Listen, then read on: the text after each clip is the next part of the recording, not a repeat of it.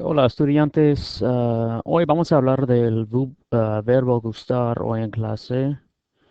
Okay.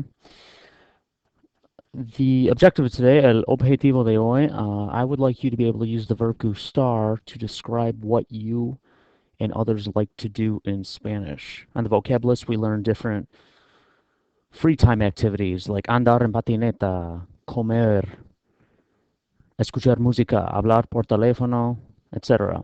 What I would like you to be able to do is use those words to describe, as well as the verb gustar, to describe what you and others like to do in Spanish. So we're going to be taking notes on the note sheet. As I go through the PowerPoint again, or this presentation, make sure you are taking notes. The verb gustar describes activities that people like to do.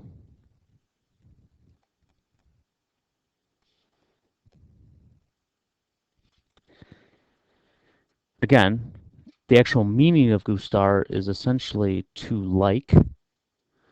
In Spanish 1, this is how we're going to use it. If you move up into higher level Spanish, you're going to see that there's different uses of the verb gustar.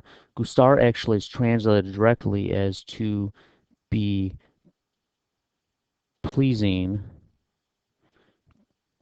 to someone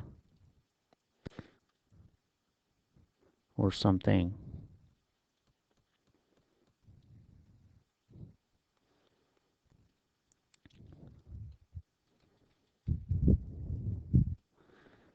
So when we use the verb gustar, in order to be able to use the verb gustar, we have to do three things. We first have to use a pronoun. We're going to talk about each of these things here in a minute. So we use a pronombre, pronoun. Después vamos a usar la palabra gusta. Y finalmente vamos a usar el verbo o infinitivo.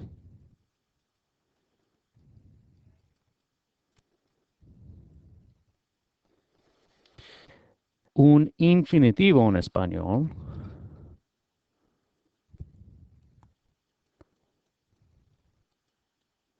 es la palabra que termina en AR, ER y R.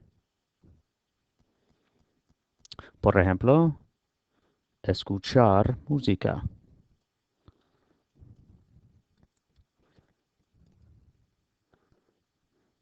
escribir correos electrónicos,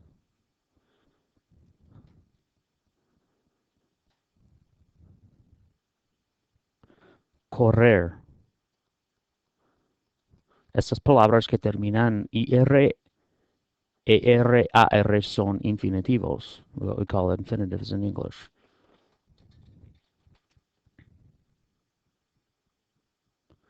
So what are these pronouns? We have a set of 6 pronouns. We learned already in class the subject pronouns. Yo, tú, él, ella, usted, nosotros o nosotras, vosotros, vosotras, and ellos, ellas, ustedes. Now we have a set of pronouns that is only used with a verb like gustar that goes only with gusta. Those are, if I want to say I like something, I'm going to say me gusta. If I want to say you informal like, I'm going to say te gusta. If I want to say he likes, she, or you formal like, I'm going to say le gusta. If I want to say we like, I'm going to say nos gusta.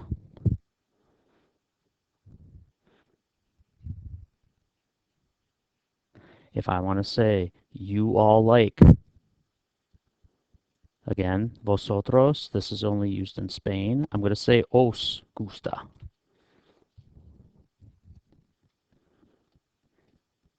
Finalmente, if I want to say they like, or you formal, plural. I'm going to say les gusta. So repeat after me. Me, te, le, nos, os, les. Me, te, le, nos, os, les. These are all the pronouns, which I was talking about here, that will go in front of gusta. So me, te, le, nos, os, les. Those are the pronouns.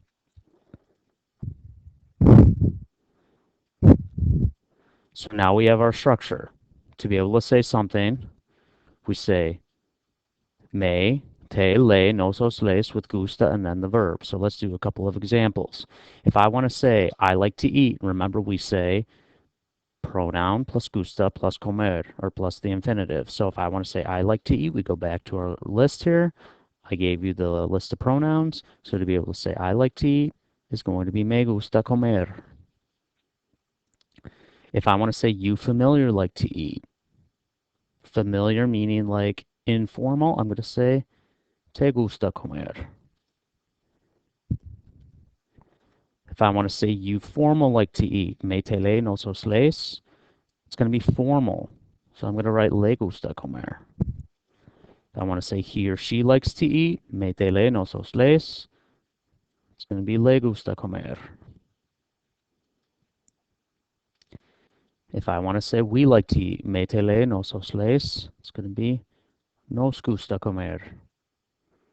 If I want to say they, you all like to eat, there are kind of two options here. You can say you all like, if you want to be a Spaniard and use os, you can do that, or you can use les. So there are two options here. You can say les or os gusta comer.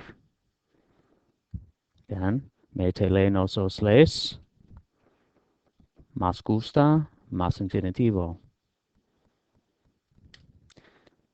I like to read a book. Me te le nos os les, me gusta leer un libro. She likes to play sports. Le gusta practicar deportes.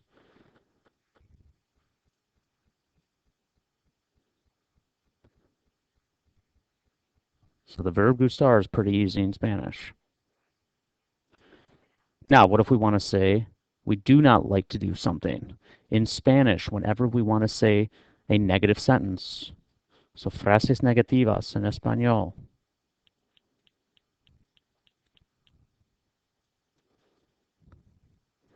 these always start with the word no.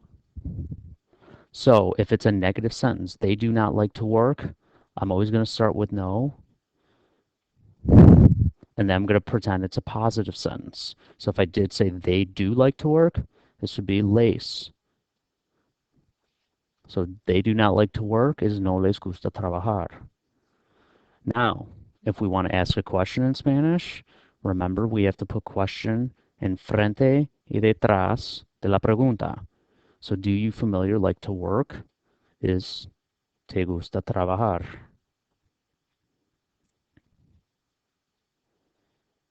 If I want to say, do you like to run? Formal. It's going to be le gusta. Do you like to run? Le gusta correr.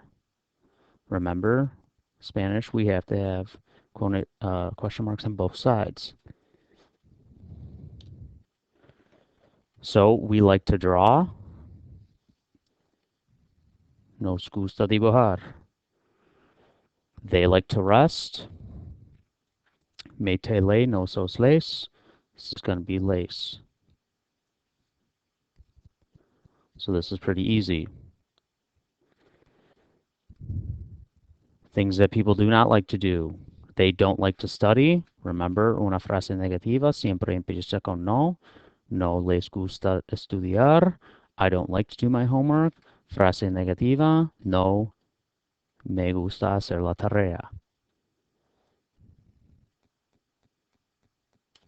Now here, we will do more with negative. So, we don't like to run. No. Nos gusta correr. She doesn't like to drink water. No. Les gusta beber agua. excuse me, this is actually going to be le. Now here's the most important part of the lesson. Look at these sentences. Me gusta aprender el español, no le gusta correr, y no les gusta comer las papas fritas. When we have the sentence, me gusta aprender el español, we can automatically assume that the subject is I. I like to learn Spanish. Now the problem here is with this sentence, no le gusta correr. Imagine we're sitting in a room with other people and I say there's a group of 4 people in the room. So here's persona uno, persona dos, persona tres, y persona cuatro. Okay? And I say no le gusta correr. Remember, le can refer to he likes, she likes, or you formal likes. The problem is we don't know who this correr, this le, refers to, because it could be he likes, could be she likes, who likes to run or does not like to run. So what we have to do is with le and with lace, because lace could be they or you formal. We have to clarify. Whenever we have lay and lace, we have to determine who we are referring to. So when we have may, we can put as an option a mí me gusta. With te, it is in parentheses because it's optional.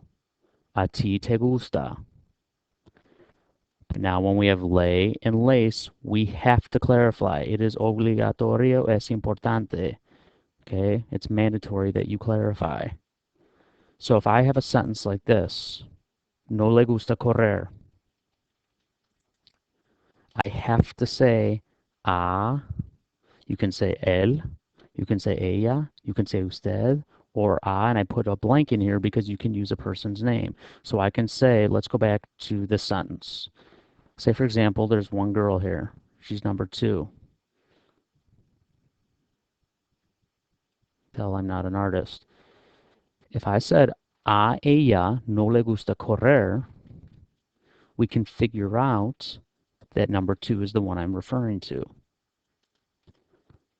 So if I say a él or a ella or a usted, I can also put a person's name. So a, fill in the blank with someone.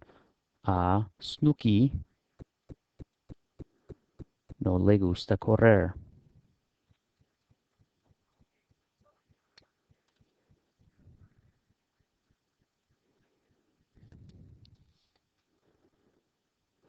A nosotros, a vosotros, we know it's nos, we know it's os.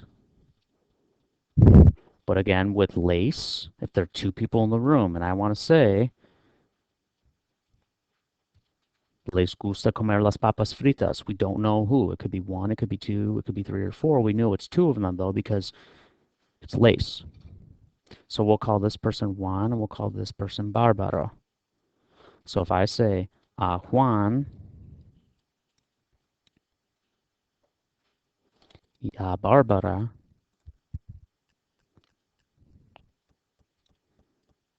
les gusta comer las papas fritas,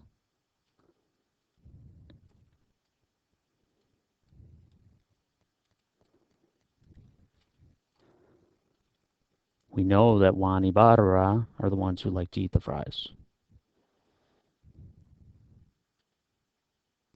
So again,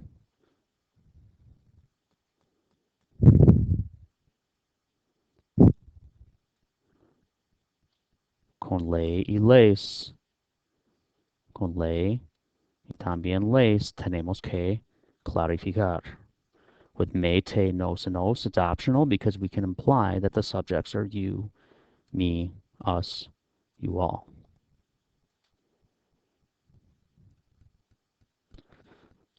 Okay, so I'm going to go ahead and put up this PowerPoint onto Blackboard so you can follow it. If you have any questions, please make sure to ask me. Let me know. Okay, gracias.